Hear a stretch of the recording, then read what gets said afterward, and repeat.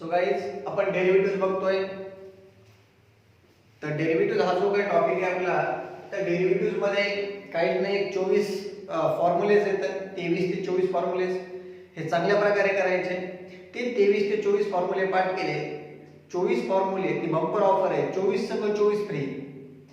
तुम्ही म्हणाल कसं काय सर? तर हे 24 डेरिव्हेटिव्हचे फॉर्म्युले पाठ केले की आपल्याला इंटिग्रेशनचे 24 फॉर्म्युले आपोआपच पाठ होतात. का? कारण integration is the inverse of derivative. डेरिव्हेटिव्हच्या उलटे इंटिग्रेशन आहे. त्यामुळे हे 24 फॉर्म्युले खूप चांगल्या प्रकारे पाठ करायचे. ज्यांनी हे पाठ केले तुम्ही म्हणा रिटर्न हे पाठ केले तर पुढे चालेल का? नाही. डेरिव्हेटिव्ह ज्यानं चांगलं नाही केलं त्याला application of derivative, indefinite integration, definite integration, application of definite integration आणि डिफरन्शियल इक्वेशन हे पाचही चॅप्टर जमणार नाहीत. त्यामुळे तुम्ही हुशार असताल तर डेरिव्हेटिव्हचे फॉर्म्युले पाठ करायचे. तुमची इमानदारी तुमच्यासोबत, माझी इमानदारी माझ्यासोबत. का? तर ऑनलाईन लेक्चर आहे. मी तुमचा अभ्यास म्हणजे पाठ करा हे म्हणू शकतो, लिहून तुम्हाला सेंड करा म्हणू शकतो, पण तुम्ही कसा करताय अभ्यास हे तुमच्यावरती डिपेंड आहे. ठीक आहे. सो डेरिव्हेटिव्ह मध्ये what is mean by derivative? Derivative means what? The rate of change of one quantity with respect to corresponding change in another quantity. एका क्वांटिटी मध्ये जसा चेंज होतोय तसाच करस्पॉन्डिंग चेंज हा दुसऱ्या क्वांटिटी मध्ये पण होतोय, त्यालाच आपण डेरिव्हेटिव्ह म्हणतो. फॉर एक्झाम्पल, पहिली क्वांटिटी आहे तुमची शुगर केजी मध्ये आणि दुसरी क्वांटिटी आहे तुमची रुपीज प्राइस मध्ये. समजा पहिली क्वांटिटी शुगर आहे तुमची, तुम्हाला 1 किलो घ्यायची, तर दुसरी क्वांटिटी रुपीज तुम्हाला द्यायला लागतील 30 रुपये. असं धरायला की 1 किलो साखर आहे 30 रुपयाला. 2 किलो साखर घ्यायचे तर तुम्हाला 60 रुपये द्यायला लागतील. 3 किलो साखर घ्यायचे तर 90 रुपये द्यायला लागतील. म्हणजे पहिल्या क्वांटिटीमध्ये जसा चेंज व्हायला तसाच चेंज हा सेकंड क्वांटिटीमध्ये पण व्हायला. The rate of change of one quantity, एक क्वांटिटी 1 ची 2 वरती गेली, 2 ची 3 वरती गेली, with respect to the corresponding change, with respect to the corresponding change in another quantity. दुसरी क्वांटिटी पण चेंज व्हायची. कशी? 1 किलो साखर 30 ला, 2 किलो 60 ला, 3 किलो 90 ला. म्हणजे एक वन बाय वन काय व्हायले? चेंजेस होत राहिले. बरोबर आहे. पहिल्या क्वांटिटीमध्ये चेंज झालं की दुसऱ्यामध्ये पण होतो. त्यालाच आपण काय म्हणतो? डेरिव्हेटिव्ह म्हणतो.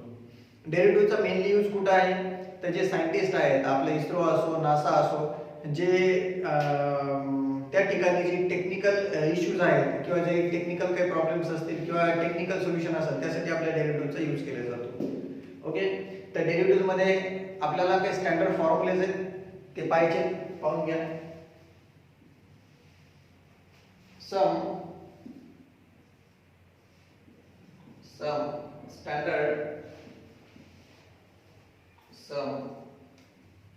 standard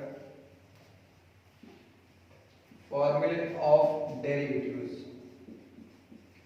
सो गाइस, याच्या अगोदरच्या व्हिडिओ मध्ये पण आपण ते दिलेले आहेत, आताही मी देतोय आणि वन बाय वन एक्सप्लेन करणार. तर प्लीज सर्वांनी चांगल्या प्रकारे लक्षात ठेवायचं, लक्ष द्यायचं आणि जे काही प्रॉब्लेम्स असतील तर ते विचारायचे आणि काही मनाने घेऊन सॉल्व्ह करत राहायचे.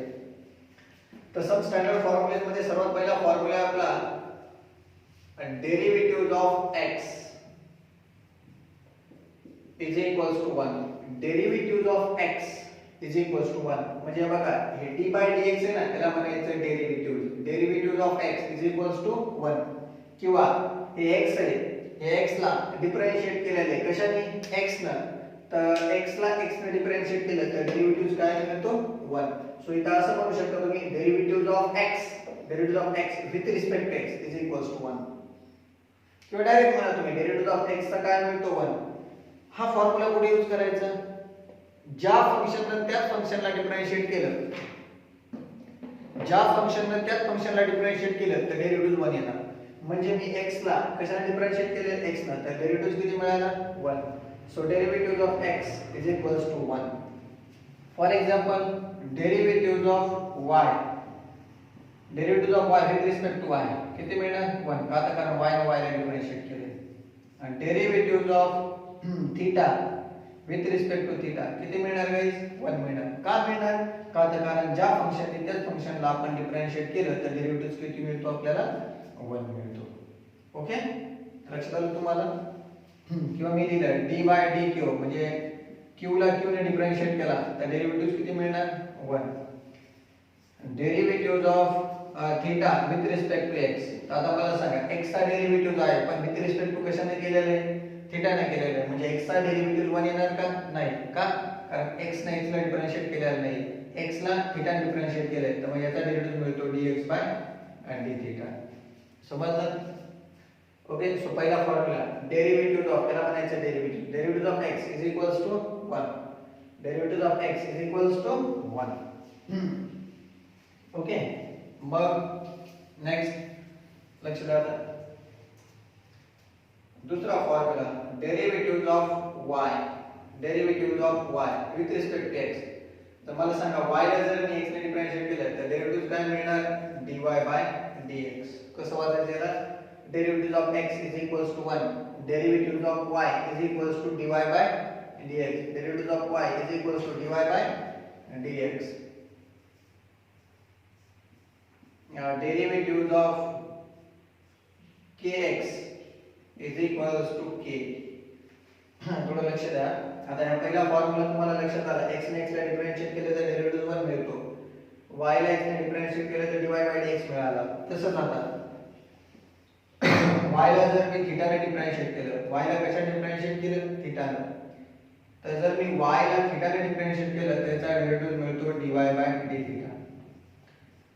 जर मी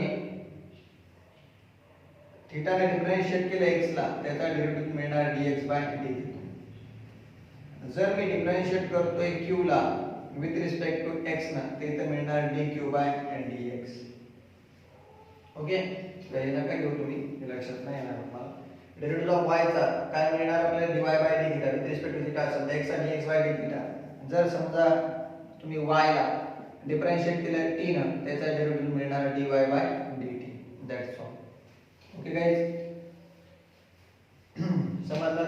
सो डेरिव्हेटिव्ह ऑफ x चा 1, y चा dy by dx. Derivative of kx चा काय मिळतो k. डेरिव्हेटिव्ह ऑफ kx चा काय मिळतो k. आता हा कसं काय येतो हे तुम्हाला एक्सप्लेन करून सांगतो. लक्ष द्या. k काय तर कॉन्स्टंट टर्म. आता कॉन्स्टंट टर्मचा कन्सेप्ट आपल्याला पाहायचा आहे पहिले. What is mean by constant term. What are the constant terms. all numbers means that 0 1 2 3 -1 -2 -3 and so on. All numbers, all positive as well as negative, all numbers are constant terms. All numbers, all alphabets A to Z. Only excluding x and y. सगळे alphabets constant आहेत. याचे फक्त दोनच सोडले जातात x आणि y. Constant term कोणकोणते आहेत हे माहित असणं गरजेचं आहे. का? कारण त्याचा कन्सेप्ट आहे आपल्याला. कॉन्स्टंट टर्म ऑल नंबर, सगळे जे नंबर्स आहेत ते पूर्ण कॉन्स्टंट टर्म्स आहेत. पॉझिटिव्ह ॲज वेल ॲज निगेटिव्ह सर्व नंबर्स हे कॉन्स्टंट आहेत. ऑल अल्फाबेट्स, सगळे अल्फाबेट्स हे कॉन्स्टंट आहेत. A to Z. Okay. A to Z म्हणजे A पासून Z पर्यंत सर्व अल्फाबेट्स. त्यातले फक्त एक्सक्लुडिंग कोणकोणते x आणि y सोडले तर सर्वच टर्म्स कशा आहेत कॉन्स्टंट आहेत. ओके. तुम्ही म्हणणार सगळे दोनच का सोडल्या तर ह्या दोनच कशामुळे सोडल्या तर ह्या दोन कशामुळे सोडल्या तर कारण आपल्याला डेरिव्हेटिव्ह ऑफ x चा पण मिळतो, डेरिव्हेटिव्ह ऑफ y चा पण मिळतो. या दोन टर्म्स आपल्याला डेरिव्हेटिव्ह मिळत असतो. त्यामुळे आपण या दोन टर्म्स सोडल्या तर दुसऱ्या सर्व term constant. All number are constant terms, all alphabets are constant terms, all symbols.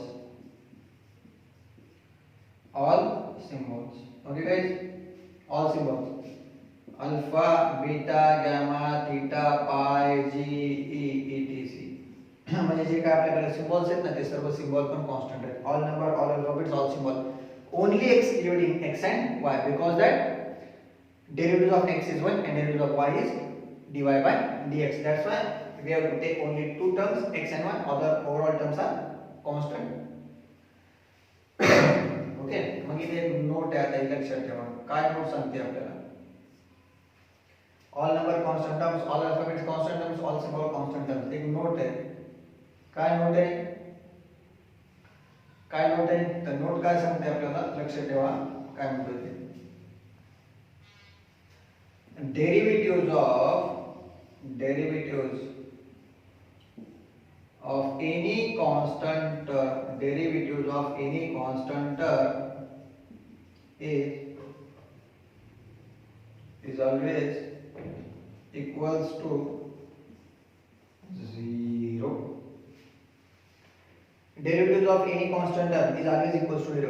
म्हणजे कोणत्याही कॉन्स्टंट टर्म असेल तर त्या कॉन्स्टंट टर्मचा डेरिव्हेटिव्ह कधी पण काय असतो 0. कॉन्स्टंट टर्म कोणत्या? All number, all alphabets, all symbol, only excluding x and y. या दोनच सोडल्या तर सर्व टर्मचा डेरिव्हेटिव्ह काय असतो गाइस? 0 असतो. कारण कोणतीही कॉन्स्टंट टर्म दिसली त्याचा डेरिव्हेटिव्ह काय घ्यायचा? 0. फक्त x आणि y सोडल्या तर का? कारण x चा डेरिव्हेटिव्ह 1 मिळतो आणि y चा काय मिळतो? dy/dx. ओके. बरं, कॉन्स्टंट टर्म आणखी कशा ओळखायच्या? कोणताही नंबर असेल, कोणताही अल्फाबेट असेल, कोणताही सिम्बॉल असेल, त्याच्या गुणाकारात किंवा भागाकारात x किंवा y, कोणताही नंबर, कोणताही अल्फाबेट, कोणताही सिम्बॉल असेल त्याच्या गुणाकारात किंवा भागाकारात x किंवा y या दोन्हीपैकी काहीच नाही दिसलं त्याचा अर्थ ती पूर्ण टर्म कॉन्स्टंट. कोणत्याही टर्म सोबत x किंवा y नाही दिसलं सोबत म्हणजे गुणाकारात किंवा भागाकारात नाही दिसलं तर समजा ती पूर्ण टर्म कॉन्स्टंट आहे आणि त्याचा डेरिव्हेटिव्ह सरळ सरळ काय लिहायचा? 0 लिहून काढायचा. याचा एवढ्याचा स्क्रीनशॉट घेऊन घ्यायचा बरं, कारण मोस्ट इम्पॉर्टंट आहे. ठीक आहे, याचा स्क्रीनशॉट घ्या तुम्ही. सो गाइस,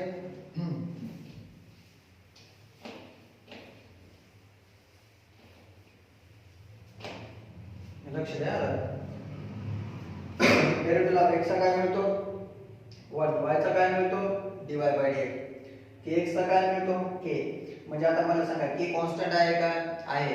पण त्याच्या मल्टिप्लाय मध्ये काय दिलेलं आहे? x. म्हणजे पूर्ण टर्म कॉन्स्टंट नाहीये. मग kx चा डेरिव्हेटिव्ह काय मिळाला? k मिळाला. kx चा डेरिव्हेटिव्ह काय मिळाला? k. बरं, आपण काय करूया? याचा नंतर लिहू वाटलंच तर kx चा पहिले k चा लिहू. बरं, आता मग मला सांगा k चा डेरिव्हेटिव्ह काय घेणार आपण? 0. का? कारण k कॉन्स्टंट. k काय आहे? कॉन्स्टंट आहे. ओके. फोर्थ वन बघा, सगळे फॉर्म्युले लक्षात ठेवा. x ने x ला डिफरन्शिएट केलं 1. डेरिव्हेटिव्ह ऑफ y चा dy/dx. डेरिव्हेटिव्ह ऑफ k चा 0. ओके. k काय? कॉन्स्टंट आहे. फॉर एक्झाम्पल हे सूत्र कुठे वापरायचे लक्षात ठेवा. सपोज डेरिव्हेटिव्ह ऑफ 25 हा नंबर आहे. मग इथे बाजूला कुठे x y नाही दिसत आहे, त्याचा डेरिव्हेटिव्ह सरळ सरळ 0. डेरिव्हेटिव्ह ऑफ मी दिलं log ऑफ 2 बेस 2. जर मी असं लिहिलं log 2 बेस 2, जर मी असं लिहिलं तर मला सांगा हे कॉन्स्टंट आहे, हे कॉन्स्टंट आहे, पूर्ण टर्म कॉन्स्टंट, कारण इथे आजूबाजूला x नाहीच आहे, तर डेरिव्हेटिव्ह सरळ सरळ काय लिहायचं? 0. मी जर लिहिलं derivative of m to the power m, जर मी असं लिहिलं हे m कॉन्स्टंट, हे m constant, constant to the power constant, काय मिळणार तुम्हाला? Constant to the power constant आहे म्हणजे पूर्ण टर्म कॉन्स्टंट, तर डेरिव्हेटिव्ह काय मिळाला? 0. Derivative of e to the power e, derivative काय मिळणार? 0. ओके. डेरिव्हेटिव्ह ऑफ जर आपण लिहिलं tan ऑफ 5 लिहिलं, इथे कुठे x दिसतंय का याच्या बाजूला? नाहीये. मग याचा अर्थ याचा पण डेरिव्हेटिव्ह काय मिळाला? 0. का? कारण 5 कॉन्स्टंट आहे म्हणजे tan 5 कॉन्स्टंट झालं आणि कॉन्स्टंट टर्मचा डेरिव्हेटिव्ह काय मिळतो? 0 मिळतो. ओके. आता नेक्स्ट, म्हणजे तुम्हाला हा कन्सेप्ट लक्षात आला. कोणती कॉन्स्टंट टर्म दिसली त्याच्या बाजूला x किंवा y नसलं त्याचा डेरिव्हेटिव्ह सरळ द्यायचा 0. डेरिव्हेटिव्ह ऑफ x चा 1, y चा dy/dx, k चा 0. हे पार्टच झाले पाहिजे ना आजच्या. डेरिव्हेटिव्ह ऑफ kx, kx चा डेरिव्हेटिव्ह काय मिळतो? k. कारण हे कॉन्स्टंट आहे पण त्याच्या मल्टिप्लाय मध्ये x असल्यामुळे ते कॉन्स्टंट कन्सिडर केलं जाणार नाही. ते कॉन्स्टंट बसत नाही का पूर्ण. So guys, derivative of kx चा काय मिळतो आपल्याला? k मिळतो. kx चा डेरिव्हेटिव्ह k. कसं काय?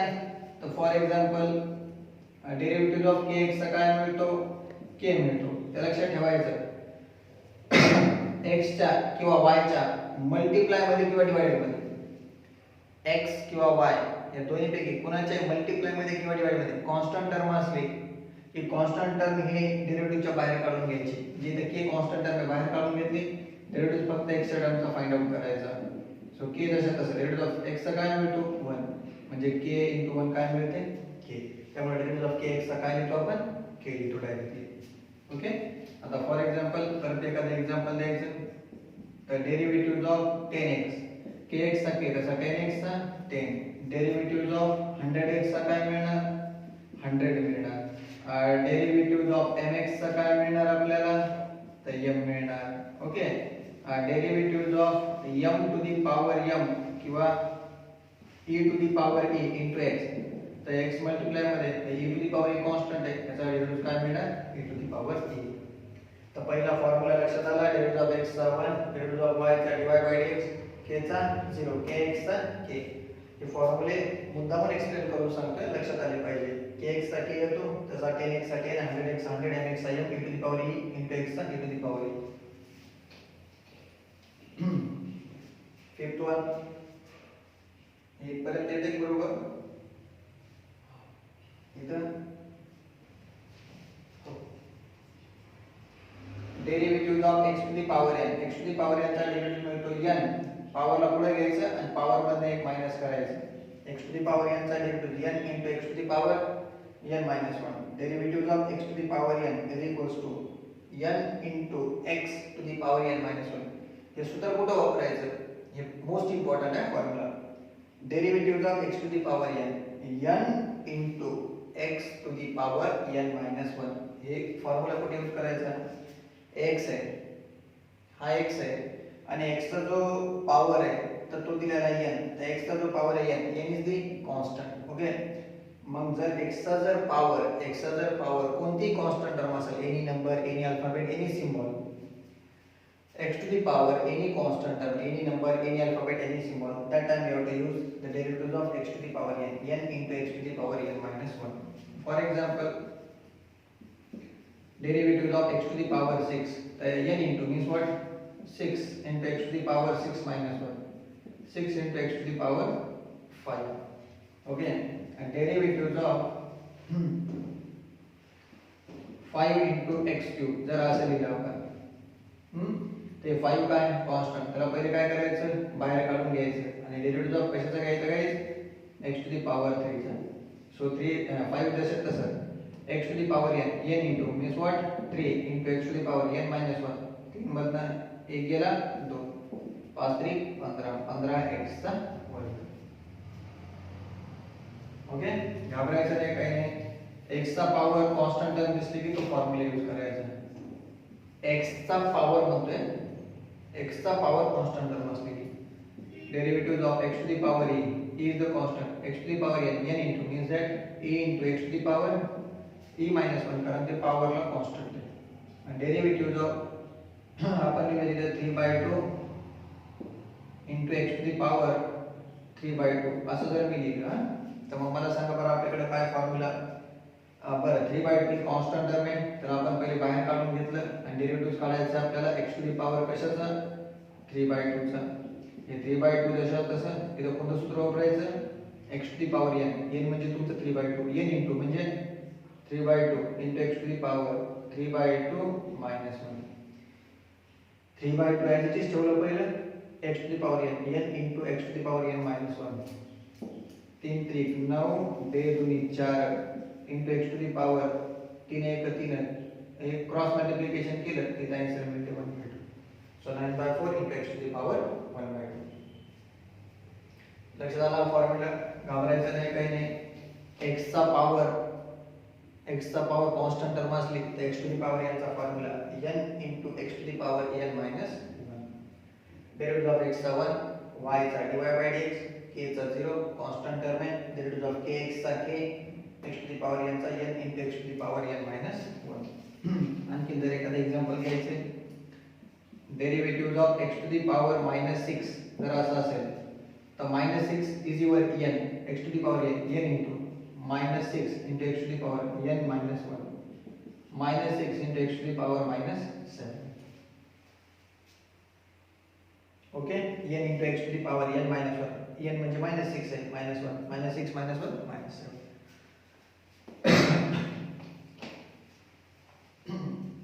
झाले. त्याच्यानंतर आता आपल्याला नेक्स्ट फॉर्म्युला पाहिजे. काय फॉर्म्युला, डेरिव्हेटिव्ह ऑफ x चा 1, y चा dy/dx, k चा 0, kx चा k, x to the power n चा n into x to the power -1.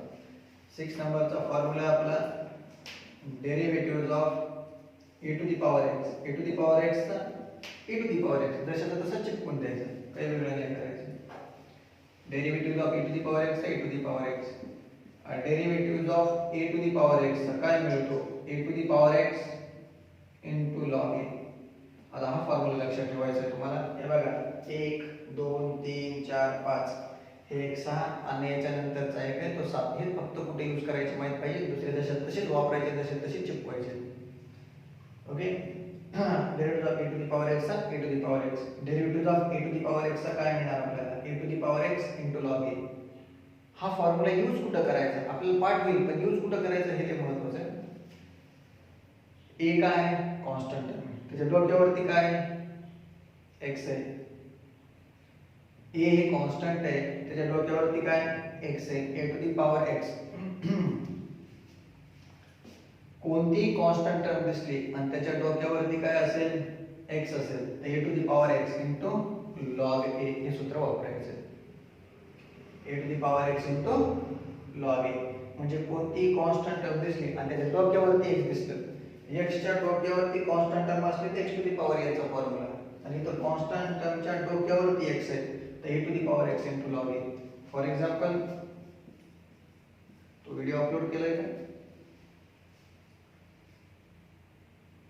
Derivative of 10 to the power x. आता मला सांगा 10 काय कॉन्स्टंट आहे, त्याच्या डोक्यावरती काय x आहे, तर मग a to the power x चा फॉर्म्युला बरोबर 10 to the power x into log of 10. Derivative of 5 to the power x, 5 to the power x मिळते 5 to the power x into log of 5 बरोबर आहे. Okay, derivative of 2 to the power x, तो constant टर्मच्या डोक्यावरती x आहे तिथं मिळणार 2 to the power x into log of 2. Okay guys, लक्षात आलं. कोणती कॉन्स्टंट टर्म दिसली, नंबर असो अल्फाबेट असो काही असो, त्याच्या डोक्यावरती x दिसलं की a to the power x चं सूत्र वापरून टाकायचं. Derivative of m to the power x, डोक्यावरती x आहे तर m to the power x into log of m. पाठच करायचं चांगलं, पाठच, दुसरं काय पर्याय नाही त्याला. 8 नंबरला derivative of log x, log x चा डेरिव्हेटिव्ह काय मिळतो 1 by x. पाठ log x चा 1 by x, derivative of 1 by x minus 1 by x square. Derivative of हे पार्ट याचा आहे, याचा म्हणजे कुठे यूज करायचं काय कन्सेप्ट नाही. log x दिसले की 1 by x, 1 by x दिसले की minus 1 by x square. Derivative of root x दिसलं की त्याचा डेरिव्हेटिव्ह द्यायचा 1 by 2 रूट x. बऱ्याच जणांनी पाठ केलेले फॉर्म्युले, पण त्याला कसं सांगतोय मी दुसरं काही नाही. Derivative of 1 by x to the power n, 1 by x to the power n, so x to the power minus n plus 1 divided by minus n plus 1. No, sorry, goes something wrong. Just a minute. 1 by x to the power n तो वरती गेलं.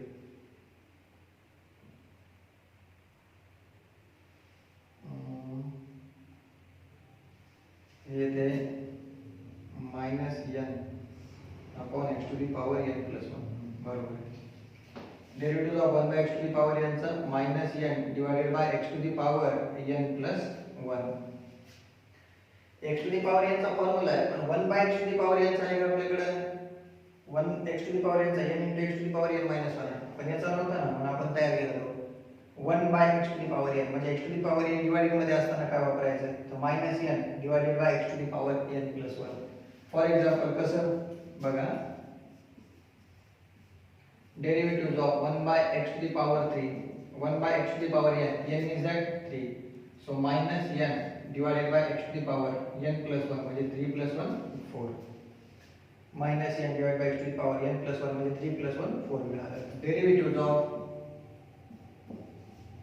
1 by x to the power 10, so 1 by x to the power n, so minus n means that minus 10 divided by x to the power 10 plus 1 11.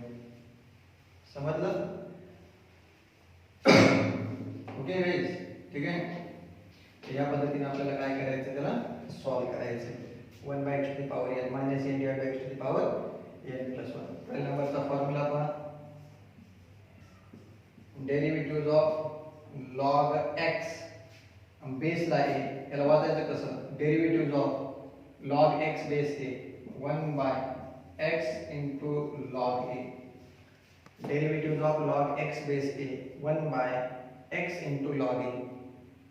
कसं केलं आपण, derivative of log x base a is equals to 1 divided by x into log a. Log x चा derivative माहिती आहे आम्हाला 1 by x. मग इथे log x ला 1 बाय एक्स लिहिलं आणि त्याच्या बाजूला काय लिहून काढलं लॉग ए. हा फॉर्म्युला यूज कुठं करायचा? इथे लॉग इथे एक्स कंपल्सरी असणार, याच्या बेसला कॉन्स्टंट टर्म असणार. काय असणार? Constant term. For example derivative of log x base 10, तर इथे मिळणार लॉग एक्स बेस 10 ना 1 by x into log of 10.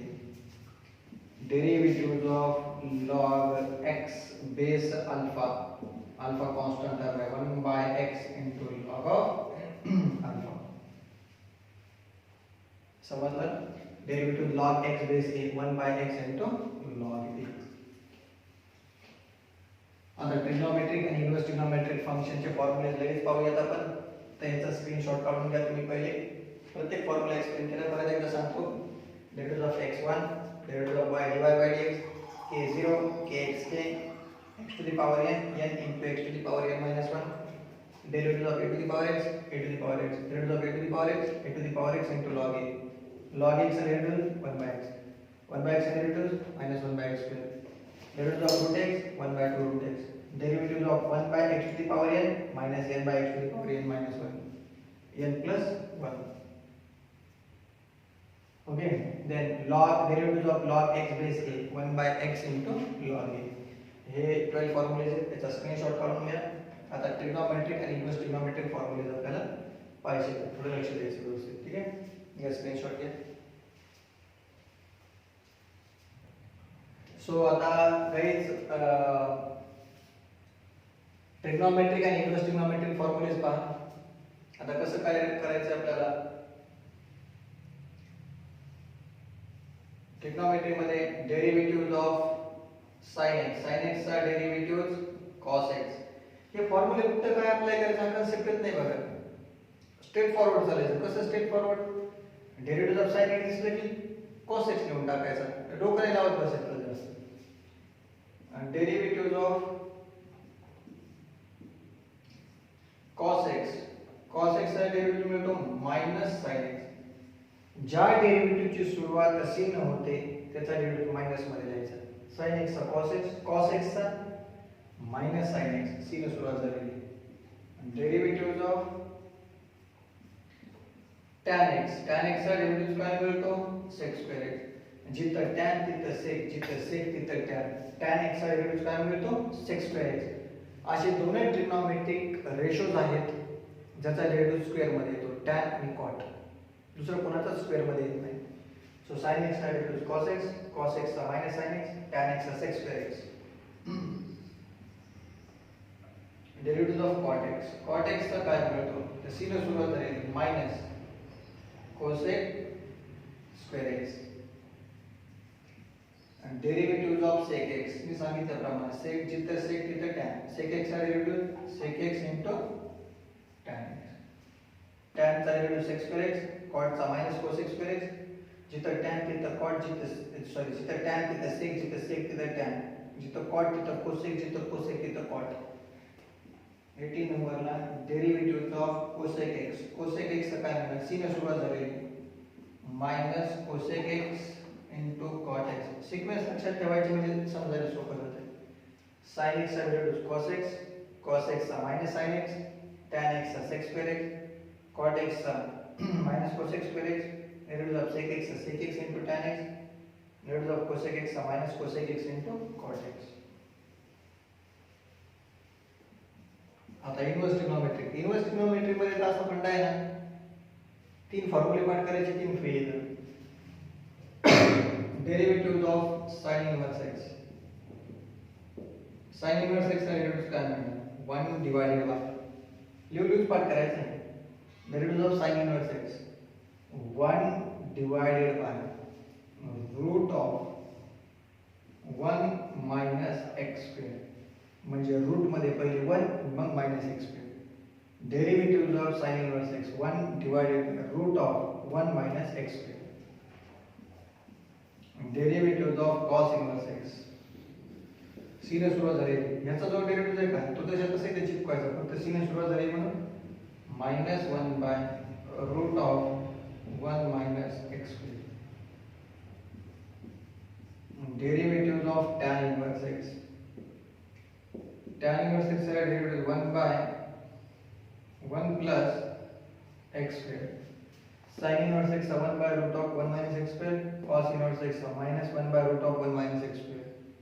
Derivative of tan inverse x 1 by 1 plus x square. Sin inverse आणि cos मध्ये ना रूट आहे तर tan inverse मध्ये मायनस नाही रूट नाही काही नाही. 22 derivatives of cot inverse x. Cot inverse x sin चा पार्ट करायचा cos आपोआप येणार, tan चा पार्ट केला की cot चा येणार. जो tan चा तो जसा तसा sin सुरुवात झालेली -1 by 1 plus x square. Derivatives of sec inverse x 1 by x root of x square minus 1. हे जास्त विचारलं जात नाही ते cosec आणि sec पण पार्ट असणं गरजेचं आहे. Derivatives of cosec inverse x लिहू पार्ट करायचं -1 by x root of x square minus 1. Guys हे झालं पूर्ण तुमचं आता बेसिक डेरिव्हेटिव्ह चॅप्टरचं. आजचं लेक्चर आपण यासाठी रेकॉर्डेड पाठवतोय की नेटवर्कचा प्रॉब्लेम होता आणि सर्वांनी व्यवस्थितरित्या पाहून घ्यायचं ते. ठीक आहे. साइन इनवर्स पार्ट करायचं कॉस इनवर्स आपोआप येणार, टॅन इनवर्स पार्ट केलं कॉट येणार आपोआप, सेक इनवर्स पार्ट केला फॉर्म्युला कोसेक इनवर्स आपोआप येणार. म्हणजे 3 फॉर्म्युले पार्ट करायचे 3 फ्री आहेत त्याच्यासोबत. फक्त सिग्नल सुरू झालं की मायनस मध्ये लिहून करायचं. ओके गाइस, ते झालं डेरिव्हेटिव्हज आणि डेरिव्हेटिव्हज सर्व बेसिक. खूप चांगल्या प्रकारे अभ्यास करा. काय अडचण असेल तर प्लीज विचारा. उद्या rules of differentiation, addition, subtraction, multiplication, division याचं एक्सप्लेनेशन आणि त्याच्यावरती क्वेश्चन्स हे आपण उद्या लेक्चरमध्ये पाहूया. Okay, so thank you guys. Screenshot घ्या सर्वांनी याचा आणि तुमचे कोणी मित्र असतील त्यांना सुद्धा एक्सप्लेन करून सांगा आणि त्यांना फॉरवर्ड करा आपले व्हिडिओज.